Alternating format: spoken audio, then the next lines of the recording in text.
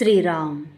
साधक हो, सध्या आपण श्री ब्रह्मचैतन्य गोंदवलेकर महाराज यांचे थोर शिष्य परमपूज्य श्री ब्रह्मानंद महाराज बेलथडीकर यांच्या चरित्राचा आस्वाद घेत आहोत. तसेच रविवारी श्री महाराजांच्या काही भक्तांचे अनुभव ऐकणार आहोत. परमपूज्य श्री ब्रह्मानंद महाराज बेलथडीकर यांच्या चरित्राचे लेखक गुरुभक्त भास्कर अनंत लिमये सांगतात. अनंत शास्त्र्यांनी सकाळ होताच पंचगंगेत स्नान करून नित्यकर्मे आटपून गुरुपादुकांवर रुद्राभिषेक करवून भोजन दक्षिणा दानादिनी दत्तसेवा परिपूर्ण करून पारणे केले. श्री दत्त पादुकांसमोर साष्टांग नमस्कार घातला व पूर्वी पाहिलेल्या सद्गुरूंच्या स्वरूपांचे मनात स्मरण करीत तेथून निघून इंदूरला येऊन पोहोचले. ते तडक पूर्वपरिचित भैयासाहेबांच्या घरी गेले व ब्रह्मचैतन्य महाराज येथे आहेत का, असल्यास लवकर त्यांचे दर्शन करवा म्हणून त्यांच्या मागे लागले. भैयासाहेबांनी त्यांची आतुरता पाहून येथून गेलेले ब्रह्मचैतन्य महाराज तुमच्या सुदैवाने कालच येथे आले आहेत.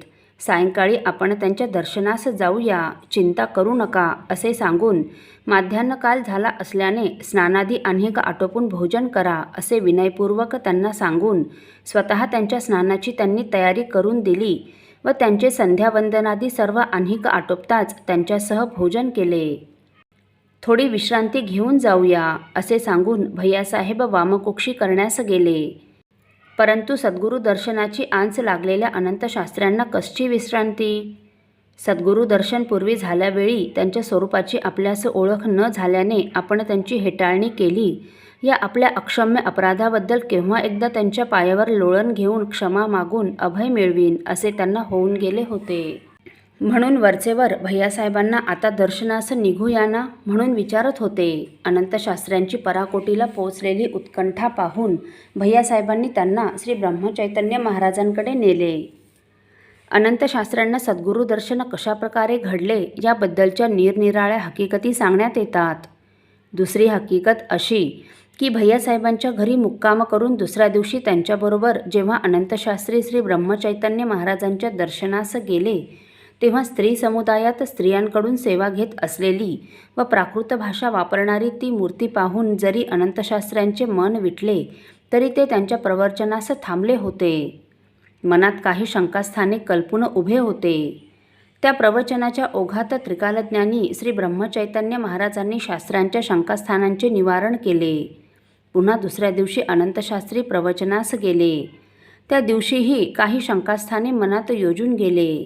एवढेच नव्हे तर त्या शंकांचा विशिष्ट क्रम ठरवून गेले. त्या दिवशीही श्री ब्रह्मचैतन्य महाराजांनी अंतर्ज्ञानाने ते सर्व जाणून अनंतशास्त्रांच्या सर्व शंकांचे त्यांनी मनात योजलेल्या क्रमाप्रमाणे निरसन केले. तिसऱ्या दिवशीही तसेच घडले. वास्तविक येथे अनंतशास्त्र्यांचा अभिमान गळावयास पाहिजे होता व त्यांनी सद्गुरूस शरण जावयास पाहिजे होते, पण तसे घडले नाही.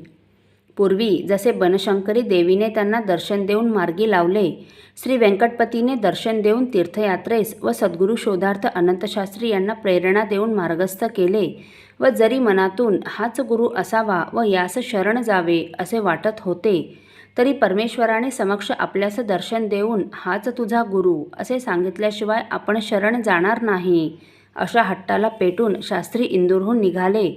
ते फिरत फिरत नृसिंहवाडीस आले व तेथील अनुष्ठानात त्यांच्या इच्छेप्रमाणे भगवंताने प्रत्यक्ष दर्शन देऊन तोच तुझा गुरु व त्यांना तू शरण जा म्हणून परत पाठविल्यावर परत येऊन श्री ब्रह्मचैतन्य महाराजांच्या पायावर लोळण घेतली. पहिला प्रवाद व दुसरा प्रवाद जवळजवळ सारखाच आहे. पहिल्या प्रवादाप्रमाणे अनंतशास्त्री प्रथम दर्शनीच जे विटले ते तडक निघून गेले.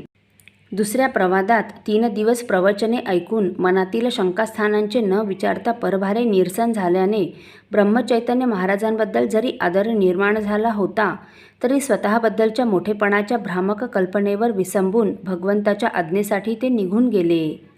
या अनंतशास्त्र्यांच्या कृतीने संत नामदेवांची आठवण झाल्याशिवाय राहत नाही. प्रत्यक्ष पांडुरंग नामदेवाशी गोष्टी करीत असे व त्याच्या हातची जेवत असे एवढ्यावर नामदेव फुगला होता. म्हणून संत गोरोबाने त्यास कच्चे मडके ठरवले. तेव्हा नामदेव पांडुरंगाकडे फिर्याद घेऊन गेला. तसाच काहीसा हा प्रकार भासतो. असो साधक हो, परमपूज्य श्री ब्रह्मानंद महाराजांना सद्गुरू दर्शन कशाप्रकारे घडले याबद्दलच्या निरनिराळ्या हकीकती सांगण्यात येतात. त्यातील आणखी एक हकीकत आपण पुढील भागात बघणार आहोत. श्रीराम समर्थ.